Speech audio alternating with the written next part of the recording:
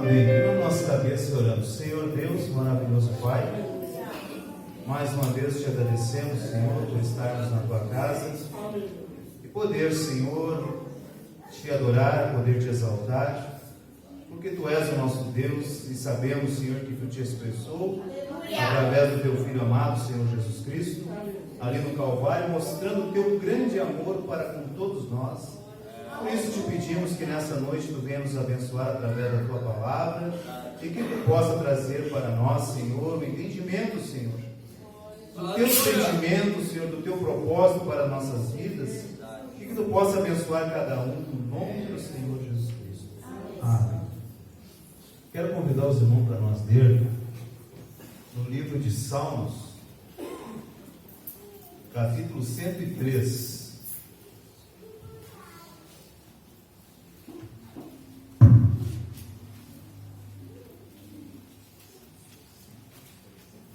Salmo 103, a partir do versículo 3.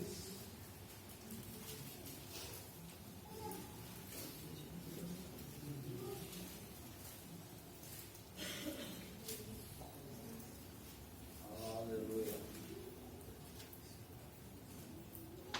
Os irmãos encontraram? Digam amém. Amém.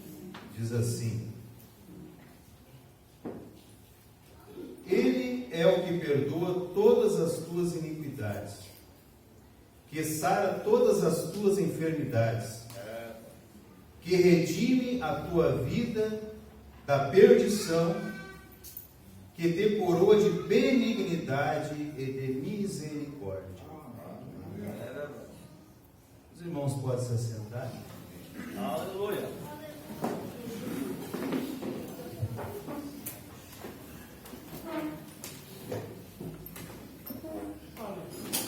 Graças a Deus, gostaria de colocar o título desta mensagem ali no quartinho.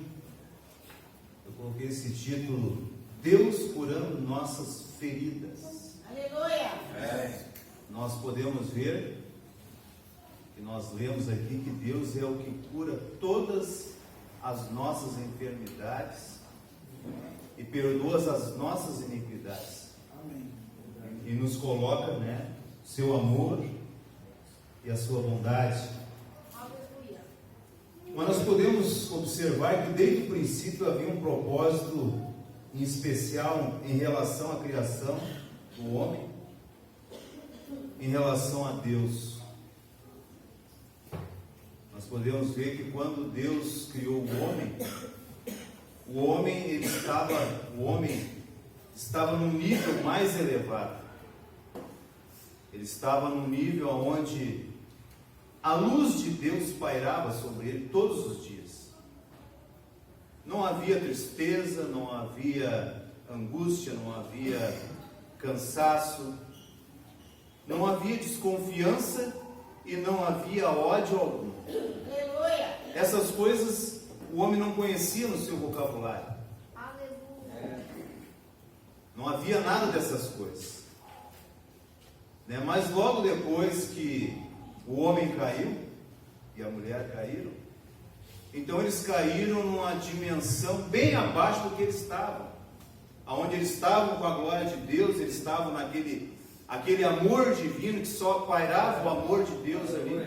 Agora já não estavam mais diante do amor de Deus. Eles caíram numa dimensão bem abaixo, numa atmosfera bem abaixo, aonde aquilo sufocou eles. Agora vocês imaginam o homem tendo a vida eterna, tendo toda aquela glória, e de repente eles estão numa condição de pecado, uma condição deplorável. Então ali começou a surgir desconfiança. Os irmãos podem ver que eles não sabiam nem que estavam nus, eles não se importavam com isso. Então Eva começou a desconfiar de Adão, porque Adão tinha colocado a culpa sobre ela. Adão começou a pensar no que Eva tinha feito, tudo que ele tinha perdido. Eles começaram a sentir depressão, começaram a sentir tristeza. Mas tudo isso tinha um propósito diante de Deus. Isso não foi algo que foi por acaso. Havia um propósito para que houvesse essa queda. Se nós observarmos aqui em Gênesis, diz que o homem,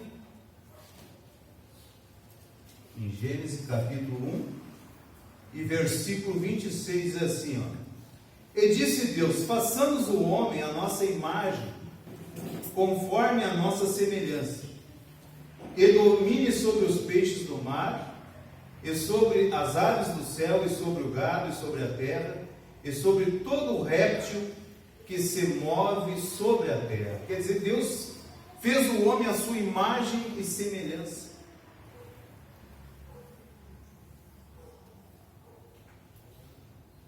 E criou Deus o homem à sua imagem, a imagem de Deus, e criou Deus, homem e mulher os criou. Quer dizer, Deus tinha feito homem e mulher nesse mesmo tempo. Mas se nós lermos mais adiante, no capítulo 2, versículo 5, diz assim, E toda a planta do campo que havia não estava na terra, e toda a erva do campo que ainda não brotava, porque ainda Deus não havia feito chover sobre a terra, e não havia o homem para lavrar a terra. Quer dizer, Deus tinha feito o homem no capítulo 1, e no capítulo 2 dizia que não tinha um homem, mas Deus tinha feito um homem espiritual. E este homem, sendo um homem espiritual, conforme a imagem de Deus, ele jamais poderia pecar, jamais ele cairia. Mas então Deus, com o seu plano, ele fez o homem do pó da terra, porque aqui no capítulo 1, o homem não tinha nenhum homem para lavrar a terra, ainda o homem não estava criado o homem físico. Então Deus ali criou do pó da terra um boneco, e ali soprou aquele espírito dentro daquele boneco de barro. Então ali começou a haver uma possibilidade da queda do homem. E Deus foi trabalhando ainda mais, tirando de Adão Eva, tirou da costela e criou ali a mulher. E o profeta diz que ela seria um produto secundário, um subproduto diferente. Separou a parte feminina, que estava em Adão, porque o Adão tinha as duas partes, tanto masculino como feminino. Separou, e a parte mais dócil ficou com a mulher. E a parte mais, vamos dizer assim, mais bruta, ficou com o homem. Então, sendo Eva separada, havia essa possibilidade, então, de haver uma queda. E quando Eva caiu, então Deus pôde começar a manifestar atributos que havia nele, que ele não podia expressar de outra forma.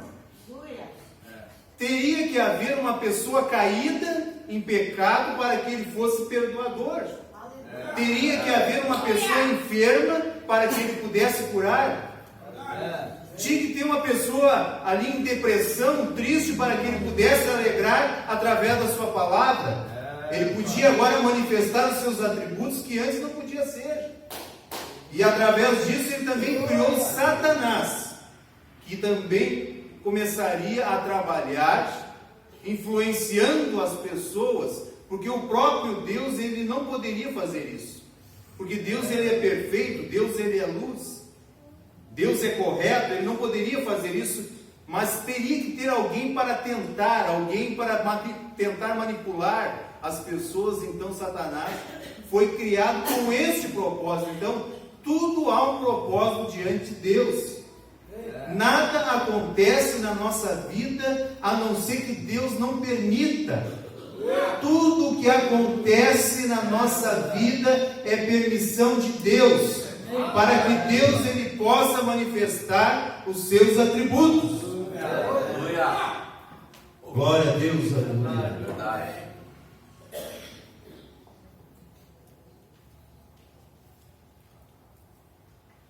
Lamentações, capítulo 3, versículo 37, diz assim: Quem é aquele que diz, assim acontece, quando o Senhor não o mande? Porventura, a boca do Altíssimo não sai tanto o mal quanto o bem? Ué? Agora, quem é aquele que diz, né, que da boca de Deus não sai tanto o mal quanto o bem? Quem pode dizer? Se todas as coisas são criadas por Ele, e todas as coisas são criadas para Ele. Aí muitas vezes nós pensamos, né, mas por que então certas coisas acontecem? Porque nada é por acaso, porque Deus tem um plano na tua vida. Né? Ele permite muitas vezes que irmãos te ofendam, né, ou até mesmo aconteça certas coisas de enfermidade, para que Ele possa te sarar, Ele possa te perdoar. Porque se não, agora eu pergunto assim, ó, se não tivesse uma pessoa com pecado, como é que Deus ia perdoar? Se o teu, vamos supor, se o teu esposo fosse perfeito, você poderia perdoar ele alguma vez? Se ele fosse perfeito, sempre certinho, se a tua esposa fosse perfeita, como é que você ia manifestar esse atributo de Deus que está em você? Então Deus permite que certas coisas aconteçam para que você manifeste esse atributo, para que você perdoe, para que você estenda a sua mão. Porque Jesus ditou aquela parábola do bom samaritano? Porque tinha um homem ali que tinha sido agredido, estava no chão todo ferido, passou o escriba, passou o sacerdote, né? Mas ali um bom samaritano que parou e foi atender aquele homem, foi curar as feridas dele, levou no hotel, pagou ali a estadia, né, cuidou das suas feridas, mostrando que muitos, né, não manifestam isso, mas isto é o propósito de Deus, que os seus filhos manifestem esse amor. Aleluia, glória a Deus. Deus é tremendo. Grande Deus, aleluia. Em Isaías, capítulo 45, versículo 7, diz assim: Eu formo a luz e crio as trevas, eu faço a paz e crio o mal. Eu, o Senhor, faço todas essas coisas. Agora os irmãos ficam imaginando, Deus faz todas essas coisas? Aí você pega e olha para o seu irmão assim, ó, aquele irmão é culpado, porque ele está me devendo e não me pagou. Aquele irmão é culpado porque ele me defamou.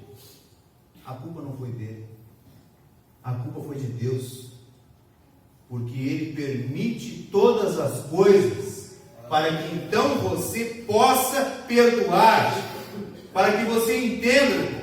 Você está botando a culpa na pessoa errada. Você está botando a culpa na pessoa errada. Deus permite, às vezes, que certas pessoas entendam de uma maneira diferente para tentar te atingir, mas daí para ver se você tem o equilíbrio, para você se analisar e ver se o Espírito Santo está em você, para ver se aquele amor está em você, e você tem que começar a agradecer por isso, porque caso contrário você nunca ia saber se você realmente tem o Espírito Santo ou não. Então você agradece: Senhor, eu te agradeço pelas piores coisas que eu tenho passado na minha vida. Se Deus te deu as piores coisas, é porque você pode suportar. Deus sabe que cada um de nós vai suportar, porque todos nós somos diferentes, irmãos. Todos nós somos diferentes. Diz que o profeta, quando estava lá além da cortina do templo, diz que vinha uns e abraçavam ele, outros vinham, apertavam a mão dele, outros vinham e davam um tapinha no ombro. Cada um agia de uma maneira diferente. Eu não sei como é que eu vou agir quando chegar diante do profeta. Eu não sei como é que eu vou agir quando chegar diante de Jesus. Talvez eu me atire nos pés dele, observando todo o pecado que eu fiz no meu passado, e saber que Ele me deu a glória. E às vezes eu pensando assim, mas todo aquele pecado que eu fiz, como eu sou imundo, como eu sou sujo. Não te preocupe com isso, porque aquele pecado que tu cometeu no passado foi a permissão de Deus para que Ele pudesse te perdoar. Aleluia! Eu era, uma pessoa pode dizer, eu era uma prostituta. Eu era um bêbado, andava caído por aí. Andava nos prostíbulos, andava me drogando. Fazia tudo quanto é coisa errada. Mas Deus tinha um propósito para com isso. Era para que você no devido tempo ouvisse a palavra de Deus, então você alcançasse o perdão, para que a glória dele se manifestasse. Havia um propósito para a queda ali no Jardim do Éden. Havia um propósito na sua vida. Você não fique se martirizando, olhando para o seu passado e pensando, mas como eu fiz coisa errada? Porque Deus permitiu que isso acontecesse. Aquela mulher de má fama que foi lavar os pés de Jesus, ela era uma mulher de má fama, fez tudo errado. Aleluia.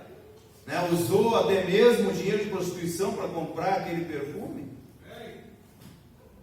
Tocou num homem santo, porque naquele tempo não era para tocar num homem santo. E ainda aquele Simão disse, se ele soubesse quem ela é, ele não ia deixar ele nem tocar nela. Se ele se diz que é um profeta, porque a lei diz, que não é para esse tipo de pessoa tocar nos homens santos. Mas aquilo ali era permissão de Deus, para quando ela fosse perdoada, a partir dali o seu passado tinha sido apagado. Porque Deus não podia fazer, não podia enxergar mais isso. Uma coisa Deus não pode fazer. Deus pode ver todas as coisas, é tudo possível para Ele. Mas uma coisa Deus não pode fazer, é olhar através do sangue dos pecados. Quando Ele olha para o sangue, Ele não enxerga pecado nenhum. Quando Ele olha pelo sangue derramado do Senhor Jesus Cristo, Ele não vê pecado nenhum.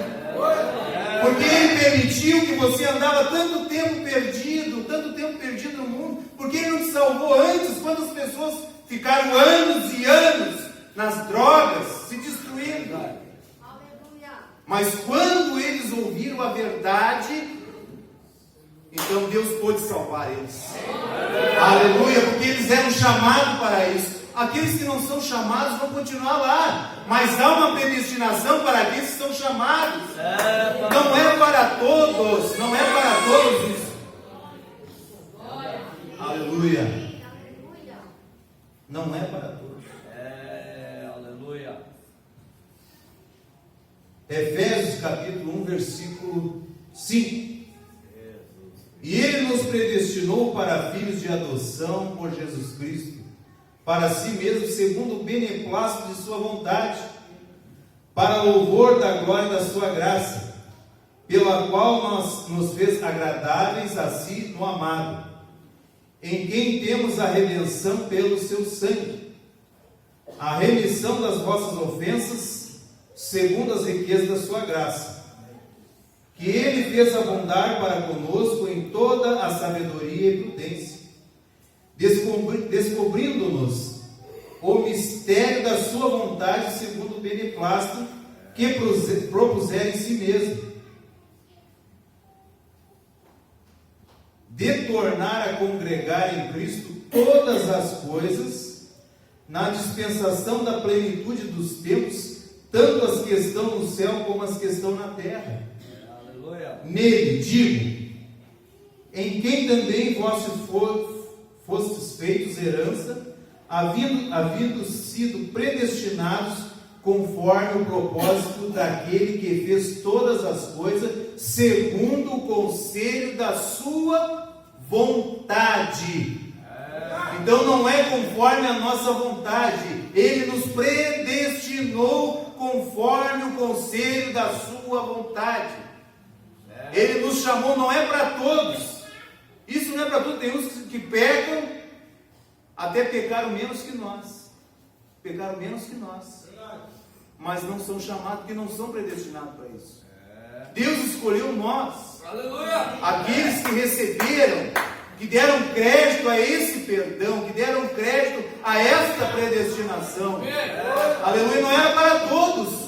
Judas, ele era um filho da perdição. A salvação não era para ele. A salvação era para Pedro.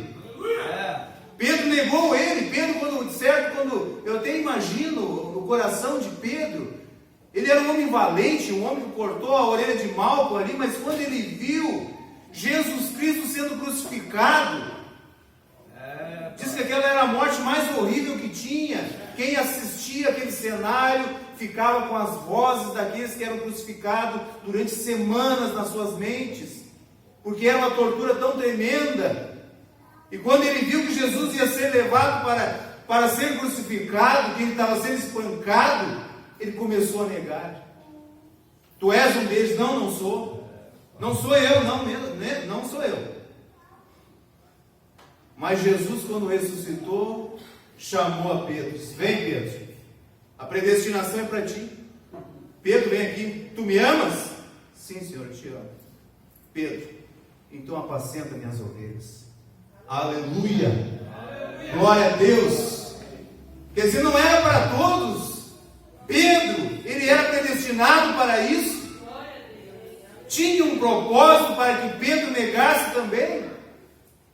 Aleluia! Louvado seja Deus. Nós podemos observar que tudo Deus tem o controle e Deus dá limites. Deus não vai usar, não vai permitir que Satanás vá até uma pessoa e ofereça droga para ela se ela não é fraca naquilo. Vai te tocar onde está a fraqueza. Se a pessoa é sensível à droga, vai ser tentado na droga. Se é sensível a mulheres, a homens, a dinheiro, a fama, é naquilo ali que vai ser tentado. Porque tem que ser vencido aquilo ali. Porque tem que resplandecer a glória de Deus. Quer dizer, Deus dá limites. Esse irmão aqui não pode suportar tal provação. Deus não vai dar aquela provação que ele não possa suportar. É verdade. Deus vai, aquele ali suporta somente um pouquinho da provação. É uma provação menor. Então Deus vai dar uma provação menor, porque Deus conhece cada um de nós. Agora, tudo que vem para nós é porque Deus sabe o que nós podemos suportar. E o diabo, ele é limitado a passar do seu limite. Nós podemos ver Jó. Jó perdeu todas as coisas, né? Quando Satanás esteve lá no céu, né? E Deus disse: já viste meu servo Jó? Como ele é justo e ele é íntegro? Disse: mas também ele tem riqueza, né? Tem fazendas, né? Tem amizades, tem uma família grande. Coisa boa ter uma família grande.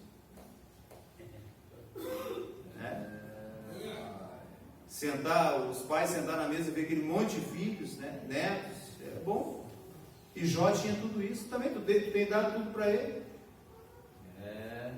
Aí Deus assim: então vai, toca nele, mas na alma tu não deve tocar. Porque o limite, ele não podia passar daquele limite. Porque Deus falou a palavra, ele tinha que obedecer. O que acontece com nós é permissão de Deus. E Deus limita, Ele sabe o que cada um de nós pode suportar. Aleluia! Aí o que Jó disse para sua esposa? Deixou até mesmo a esposa para o final ainda, né? Mas homem, por que tu não amaldiçoa esse Deus? Olha a tua condição. Olha o que aconteceu contigo. Tu perdeu teus filhos, tu está em pecado, tu está errado. Mulher, tu age como uma tola. Se nós temos aceitado o bem que Deus tem nos dado, por que nós não vamos aceitar o mal também? Jó tinha esta revelação. Jó, ele sabia que Deus estava no controle de todas as coisas. Por isso que Deus permite, para que nós possamos nos elevar. Nós estamos recebendo as últimas provas, porque nós temos que sair daqui. Este mundo não é para nós, este mundo está contaminado. Aleluia! E o que acontece então, irmão? O que eu devo fazer? O que eu devo fazer? Glorifica a Deus pelas tuas provas. Glorifica a Deus, Senhor, obrigado. Imagina o momento mais triste da tua vida. Imagina o momento mais triste e diz assim: obrigado, Senhor, por aquele momento, porque tu está trabalhando a minha vida, tu está me amadurecendo. Louvado seja Deus. Os irmãos podem ver que José, da mesma forma, José, a perseguição que ele passou, a perseguição, ele era um homem espiritual, contava sonhos, aí os irmãos ficaram com inveja, colocaram ele dentro de um buraco, depois venderam ele. Venderam ele. Aí ele foi caluniado, lá foi parar dentro da prisão. E ali naquela prisão escura, na prisão escura, úmida, e quando um rei decretava que tinha que ir para a prisão, era perpétuo antigamente. E não tinha possibilidade dele sair ali. Ele não via possibilidade. Sabe o que José fazia? Ele adorava a Deus. Ele louvava a Deus. Aleluia. Ele adorava a Deus. Porque ele sabia que aquilo ali tinha um propósito. Deus tinha algo maior para ele. Ele se tornou o segundo faraó.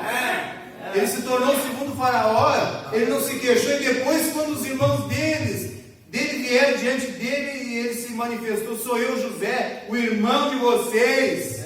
E ele pensou, e eles pensaram assim: mas agora ele vai nos castigar. Ele disse assim: não se preocupe, não se preocupe. Isso foi permissão de Deus para que preservasse a vida. Por que preservar a vida? Porque ele se tornando faraó, a economia de Deus atingiu todas as nações vizinhas, para preservar a vida. Quer dizer, então tudo aquilo que ele passou tinha um propósito para que ele chegasse até lá. Se eles não fizessem aquilo, jamais ele ia chegar lá. Então você olha para o seu irmão e diz assim: mas meu irmão, você me desgraçou a minha vida, você me arruinou. Você olha para ele e diz: irmão, não te preocupe, você me arruinou, mas tinha um propósito isso. Deus tinha um propósito, para que eu subisse em fé, para que eu alcançasse um patamar maior. O que aconteceu com Paulo e Silas? A mesma coisa. Paulo e Silas tinham sido açoitados com vara, foram parar dentro da prisão, começaram a cantar. O Paulo olhou para o Silas: vamos cantar, fizeram uma oração ali, vamos cantar um hino. Diz que as celas que estavam por perto ouviam a canção deles, e eles começaram a cantar, louvar a Deus, e diz que deu um terremoto, e os alicerces se fenderam, as portas, as celas se abriram, e eles puderam sair, porque eles estavam adorando, agradecendo a Deus, não estavam se queixando, eles não estavam com ressentimento, né? Porque Deus, Ele permite que isso aconteça para que nós mostramos o contrário. A Bíblia diz assim: orai por aquele que vos persegue, porque se orar por aqueles que são amigos, até os publicanos fazem isso, qualquer um faz isso. Agora, orar pelos inimigos, aí é uma qualidade diferente de pessoas. São pessoas que são filhos de Deus, que carregam a mesma natureza em perdoar, em orar por aqueles que te perseguem. Aleluia! Louvado seja Deus. Aí você fica pensando: mas a minha natureza, eu quero me arrepender muitas vezes, eu continuo, né, com aquela natureza irada, né, com aqueles meus costumes. Teve uma irmã que chegou para o irmão Brana e falou isso: irmão Brana, eu tenho um temperamento que eu não consigo mudar. Eu tenho um temperamento que eu não consigo mudar. Eu até procuro mudar, mas quando eu vejo, eu estou brincando. Eu sou capaz de brigar com a serra elétrica. Sou capaz de brigar com a serra. Eu não consigo mudar. Já tentei várias vezes. Aí o irmão Brana pegou e disse assim: irmã, não tinha pessoa mais geniosa do que eu. Minha mãe era uma índia, né? Meu pai era austríaco, irlandês. Então ele diz assim: os dois pais deles tinham um temperamento também, né? Muito acerrado. E ele diz que muitas vezes ele falava coisas que ele não devia, a mãe dele dava uma bofetada na boca dele, derrubava ele deitado no chão. E ele diz que ele se levantava de novo e levava outro. E ele se levantava de novo e levava outro. para ver como ele era genioso, que ele não dava o braço a torcer. E daí ele disse que às vezes ele tinha que tomar a comida dele com um canudinho, porque ele não tinha condições de se alimentar. Não tinha condições, porque ele era genioso. Ele era genioso. Ele disse, mas quando Jesus entrou na minha vida, tudo mudou, tudo mudou. Aleluia!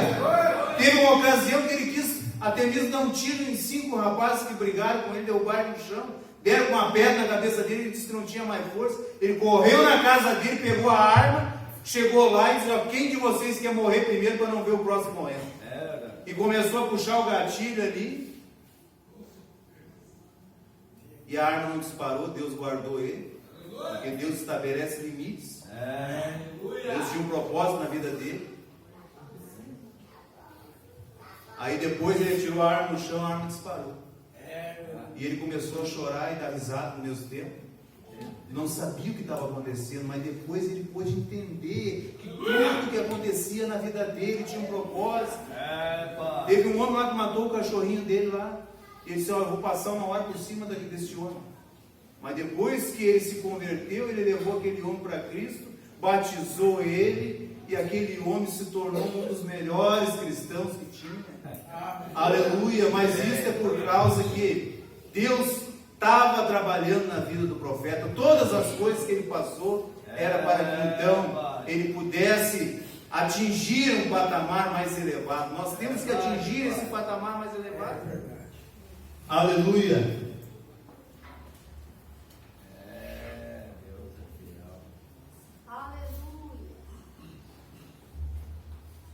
Grande Deus.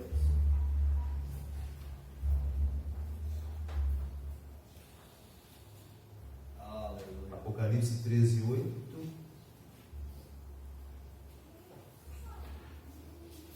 E adoraram-na todos os que habitavam sobre a terra, esses cujos nomes não estão escritos no livro da vida do Cordeiro, que foi morto desde a fundação do mundo. Quer dizer, aqui está falando sobre os que estão escritos no livro da vida e do Cordeiro. Pai. Esses são os predestinados, é esse que Deus tem um propósito. É esse que Deus permite que certas coisas aconteçam, né, para que então a sua glória venha a ser manifestada. Aqui na era de Éfeso, o profeta fala algumas coisas a respeito disso que eu estou falando. Agora que temos chegado a este ponto, deixe-me tentar consolidar meu pensamento sobre este assunto, para que você possa ver a necessidade da nossa discussão a respeito da doutrina da semente e da serpente, como tem sido feito. Nós começamos com o fato de que havia 2 árvores no meio do jardim, a árvore da vida, que era Jesus, e a outra árvore, diferentemente, é Satanás, por causa daquilo que surgiu o fruto desta árvore. Agora então sabemos que ambas as árvores tinham uma relação com o homem, ou jamais teriam sido colocadas lá. Quer dizer, tinha uma relação, elas tinham um propósito, essas 2 árvores, a árvore da vida e a árvore do conhecimento do mal. Quer dizer, por que Deus colocou essas 2 árvores? Por que não colocou só a árvore da vida? Ele colocou a do conhecimento do bem e do mal. Elas devem ter tido uma parte, do plano e propósitos soberanos de Deus, no relacionamento delas com a espécie humana e com Ele próprio. Eu jamais poderíamos imputar onisciência a Deus. Até agora tudo isso é verdade, não é? Agora a palavra indiscutivelmente expõe que desde antes da fundação da terra, era propósito de Deus compartilhar sua vida eterna com o homem. Quer dizer, então ele tinha um propósito de compartilhar essa vida eterna, mas tinha que haver alguém caído que não tinha vida eterna para poder receber a vida eterna. Então, depois que Adão caiu, ele não viveu um milênio. Ele não passou de um dia, ele viveu 930 anos. Quer dizer, então, teve que haver a queda para que naquele dia, né, então ele pudesse Deus distribuir a vida eterna. Como também nos elegeu nele antes da fundação do mundo, para que fôssemos santos e irrepreensíveis diante dele em caridade. Para que ele nos elegeu? Para ser santos e irrepreensíveis dele em caridade. E nos predestinou para filho de adoção por Jesus Cristo para si mesmo, segundo o beneplácito da sua vontade, para o louvor da glória e da sua graça, pela qual nos fez agradáveis a si mesmo no amado, em quem temos a redenção pelo seu sangue, a remissão das ofensas segundo as riquezas da sua graça, que ele fez abundar para conosco em toda a sabedoria e prudência, descobrindo-nos o mistério da sua vontade, segundo o seu beneplácito, que propusera em si mesmo, de tornar a congregar em Cristo todas as coisas na dispensação da plenitude dos tempos, tanto as que estão no céu como as que estão na terra. Nele digo, em quem também fomos feitos herança, havendo sido predestinados conforme o propósito daquele que faz todas as coisas, segundo o conselho da sua vontade. Apocalipse 13:8. E adoraram Satanás, todos os que não tinham o nome no livro da vida do Cordeiro, que foi morto desde a fundação do mundo. Mas essa vida não seria compartilhada de nenhum outro modo, senão através de Deus manifestando-se em carne. Isso era uma parte do seu eterno e predestinado propósito. Este plano seria para louvor e glória da sua graça. Era o plano de redenção, era o plano de salvação. Agora ouça atentamente, Deus sendo Salvador, era necessário que ele predestinasse um homem que necessitasse de salvação, a fim de outorgar a si mesmo a razão e o propósito de ser. Quer dizer, Deus, para ele poder outorgar esse propósito de ser Salvador, tinha que ter alguém perdido, tinha que ter alguém que necessitasse da salvação. Isso é 100% correto, e inúmeras escrituras o confirmam, como faz muito, apontando o versículo de Romanos 11:36, porque dele por ele e para ele são todas as coisas. Glória! Pois a ele eternamente amém. O homem não podia vir diretamente e tomar daquela árvore da vida no meio do jardim. Aquela vida eterna da árvore tinha que se tornar carne primeiro. Mas antes que Deus pudesse levantar e salvar o pecador, ele tinha que ter um pecador para salvar. O homem tinha que cair. A queda que seria causada por Satanás tinha que ter a carne para produzir a queda. Satanás tinha que vir através da carne também, mas Satanás não podia vir através da carne humana para produzir a queda da maneira que Cristo viria em carne humana, para restaurar os caídos. Mas havia um animal, a serpente, tão próxima do homem que Satanás pôde chegar a esta besta, e através desta besta pôde chegar à carne humana e causar a queda. Agora os irmãos observem que Deus teve que usar uma besta, era um animal. Diz que era o animal mais astuto que tinha, a serpente.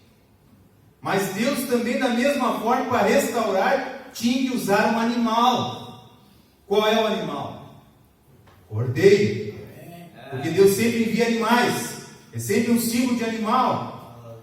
Quando saiu o cavalo branco ali, que era um animal, Deus mandou um animal semelhante a um leão.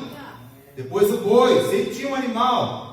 Então, para fazer frente a esse animal, a serpente, o dragão, Deus botou um cordeiro para trazer o homem de volta, mas tinha um propósito nisso. E desse modo injetar-se na raça humana. assim como Jesus um dia viria e se injetaria na raça humana, dentro de corpos humanos, até o ponto de uma ressurreição em que teríamos corpos semelhantes ao seu glorificado. Assim, o que Deus arquitetou aqui no jardim foi seu plano predestinado. E quando Satanás ocasionou o que era necessário ao propósito de Deus, então o homem não pôde chegar à árvore da vida no jardim. Certamente que não era tempo. Quer dizer, tinha um tempo para isso acontecer. Porém, o animal tinha causado a queda, que era a vida animal seja derramada. Foi tomando o seu sangue derramado, e então Deus teve comunhão com o homem novamente. Depois viria um dia quando Deus apareceria em carne, e por meio da sua humilhação, ele restauraria o homem caído e faria dele um participante desta vida eterna. Uma vez que você veja isso, pode compreender a semente da serpente e saber que não foi nenhuma maçã que Eva comeu, não foi. A degradação da humanidade pelo intermisturar as sementes.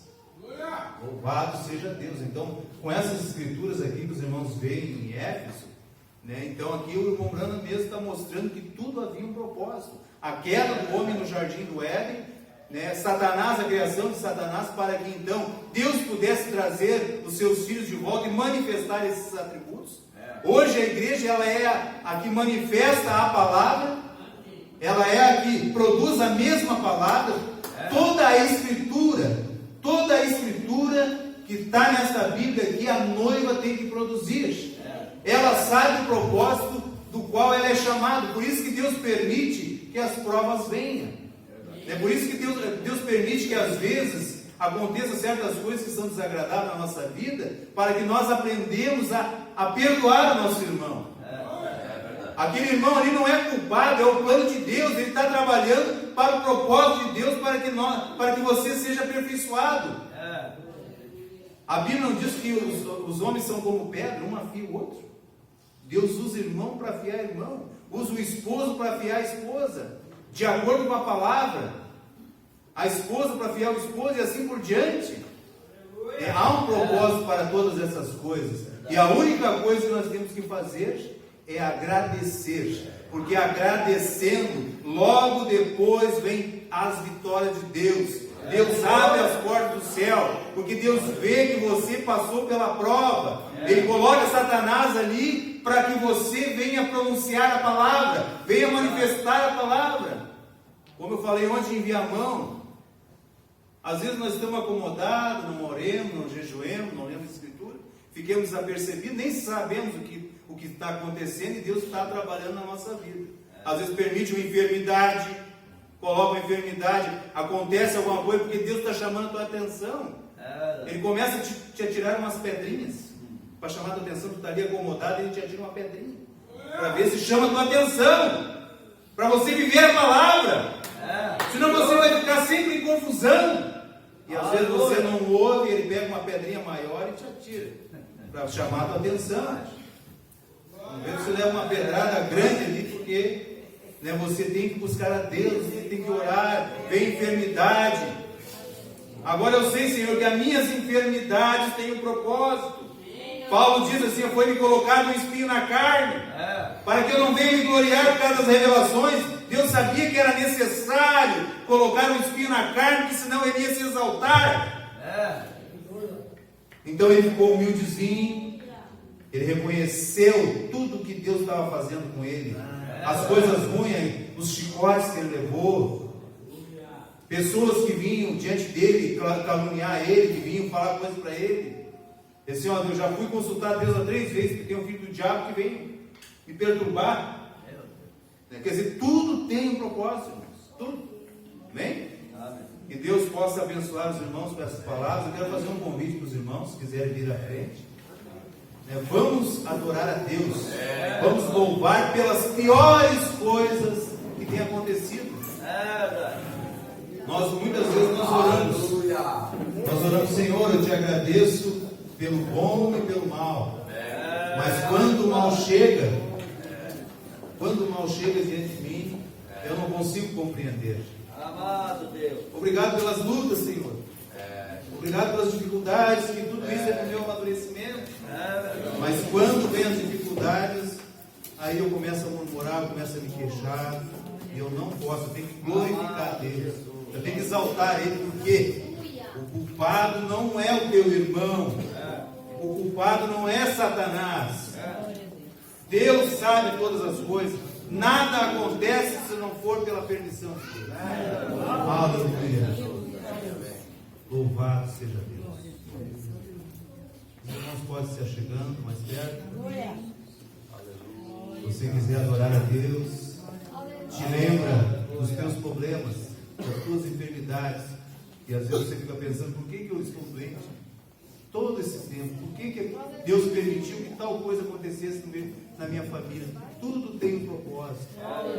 Às vezes Deus permite, né, que até os nossos filhos às vezes se afastem um pouco, né, porque Deus quer trazer eles e mostrar o propósito que Ele tem na vida deles. Eles têm que reconhecer algo. Coisas que, se nós for perfeito, Deus nunca vai poder fazer nada. Deus nos condicionou a este corpo, a esta dimensão, para que Ele pudesse fazer por nós. Amém? Vamos inclinar nossas cabeças. Senhor Deus, Pai, te agradecemos, Senhor, por esta palavra, Senhor, e sabemos agora que nada acontece se não for pela tua permissão, porque da tua boca sai também o bem e o mal, Senhor.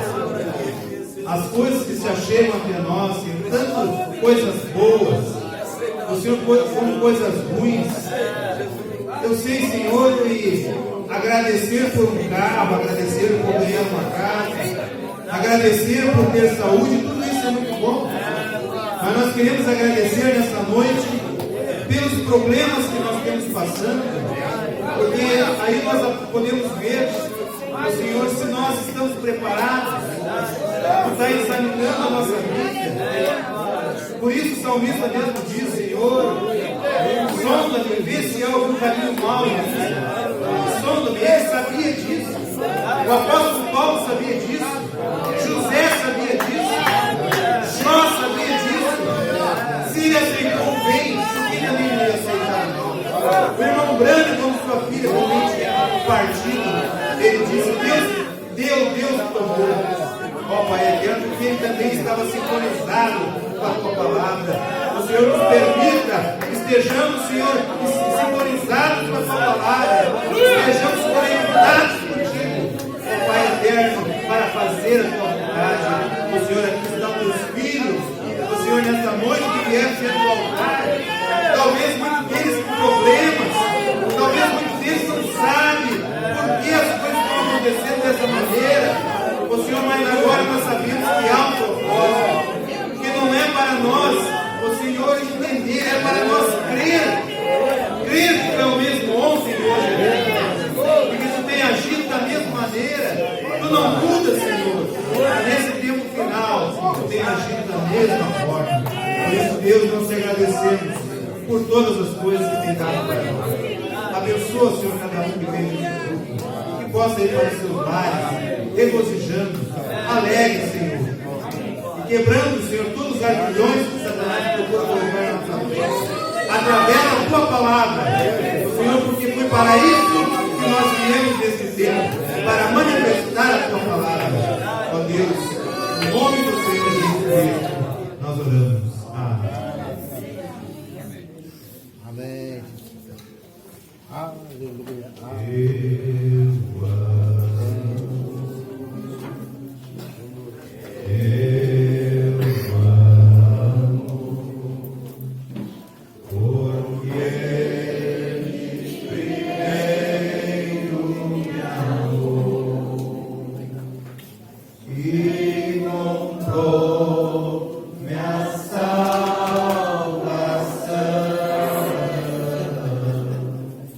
No